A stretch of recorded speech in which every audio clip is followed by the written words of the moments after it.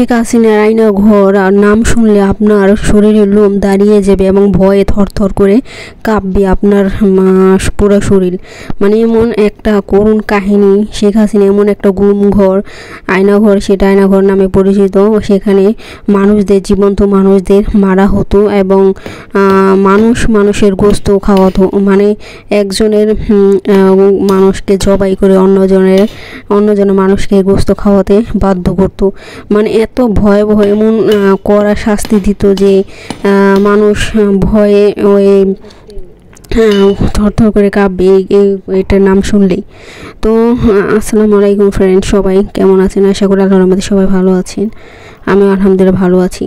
তো শেখ হাসিনার গুম ঘর, আয়নাঘর নামে পরিচিত। সেখানে সেই সুড়ঙ্গ আছে, একটা সুড়ঙ্গ, মানে এমনভাবে সুড়ঙ্গ করছে যে পৃথিবীর কোনো মানুষ যাতে সেখানে না যেতে পারে এবং ওই সম্পর্কে কেউ না জানে। আজকে যদি শেখ হাসিনা পদত্যাগ না করতো বা তার পতন না হতো, তাহলে এই আয়নাঘর সম্পর্কে কেউ জানতোই না, জনগণই জানতো না। আর কত মানুষ যে নিখোঁজ হয়ে গেছে, গুম করে ফেলছে।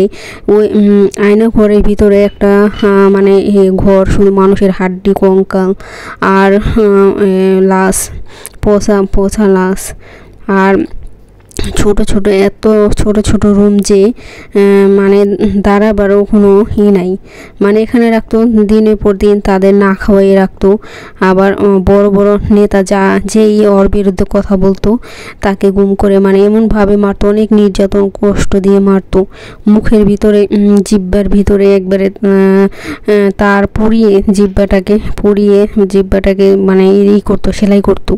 তারপরে মনে করেন হাত পাও কেটে, এক হাত এক পাও কাইটে মনে কর ওই হাত পায়ের গোস্ত ওরে খাওয়াইতো। মানে কি মানে এরকম নির্যাতন করতো, মানে পৃথিবীর মনে হয় মানে কোনো রাষ্ট্রে এরকম নির্যাতন করে নাই। কিন্তু ওই মানুষদের গুম করছি।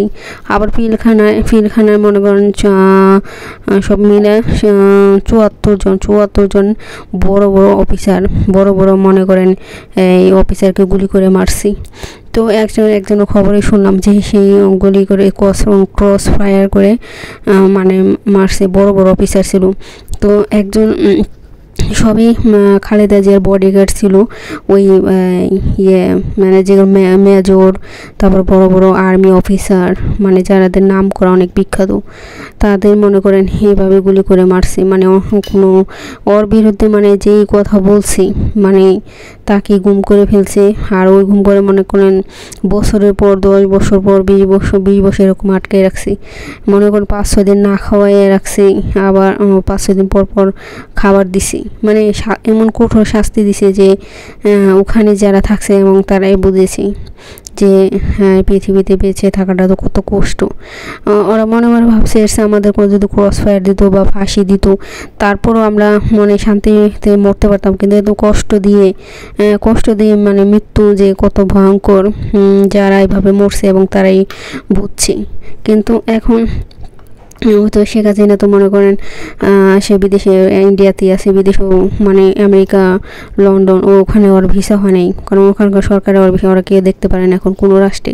সব রাষ্ট্রের, বেশিরভাগ রাষ্ট্রের মানুষ, প্রধানমন্ত্রী ওকে ঘৃণা করে এখন, কারণ ওর অর্ডারই তো সব কিছু হতো। মনে করেন এই যে মানুষ গুম পাওয়া যেত না, ভাবতো যে হয়তো বা কোথাও মারা গেছি, কিন্তু ওই যে নিয়ে আটকে রাখছে ওর সেই আয়না ঘরেই গুম করে রাখছে।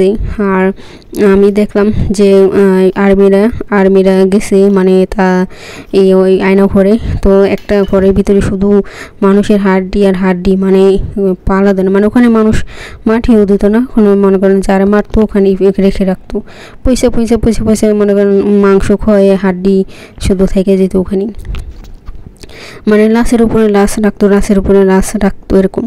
মানুষ যে এত মানে কঠোর হইতে পারে, ভিতরটা আসলে ওর মানুষের চেহারা বোঝা যায় না, তার চেহারায় বোঝা যায় না যে সে এত মানে খারাপ। তো এখন তার আসল চেহারা বেরিয়ে আসছে, এমন দিন আসবে। আর তার এমন একটা আন্তর্জাতিক মামলা দেওয়া উচিত যে কোনো রাষ্ট্রে যাতে তার জায়গা না হয়, আর দেশে আসলে যেন তাকে জনসম্মুখে ফাঁসি দেওয়া হয়।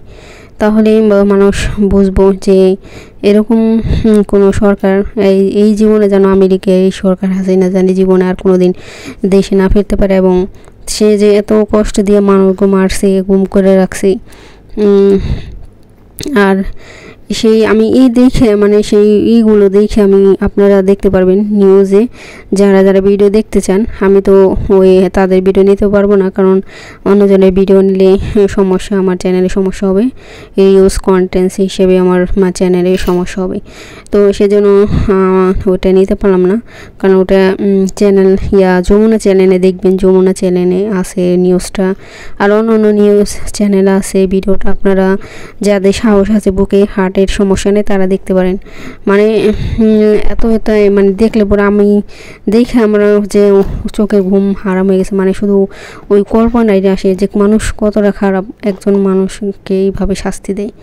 মানে কি আর বলবো, যে এত মানুষকে যে গুম করে রাখছে, আর কবরও দেয় নাই, পচাইছে ঘরের ভিতরে। মানে ঘরের ভিতরে রেখে লাশ পচায়, আবার এমন লাশে একজনের লাশের মাংস আরেকজনের খাওয়াইছি, এই ওই স্বৈরাচারী শেখ হাসিনা। তো এগুলো সব বড় অর্ডারই করছে, এগুলো যারা করছে ওদের মানুষদেরই তো করাইছে। তো অর্ডার ছাড়া তো আর কোনো কিছু সম্ভব না। তো মানে এগুলো দেখে এখন, আর ওর যদি পতন না হতো এগুলো তো জীবনে দেখতাম না, শুনতাম না। আর মানুষ এত বড় বড় অফিসার যেই ওর বিরুদ্ধে, যে এখন সেনাবাহিনী যে ছাত্ররা জিতলো কীভাবে, সেনাবাহিনীরা কিন্তু পরে ছাত্রদের পক্ষে এসে পড়ছি।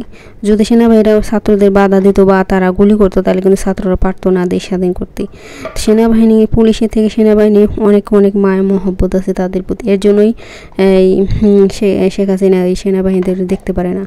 বড় বড় সেনাবাহিনী মনে করে যে মেজর যেগুলি ক্রস ফায়ার করে মারছি, তাদের মনে। তবে সেনাবাহিনীর পুলিশ সব কিছু থেকে মানে আইনজীবীর মধ্যে যারা আইন অনুযায়ী কাজ করে, সেনাবাহিনীরা খুবই ভালো।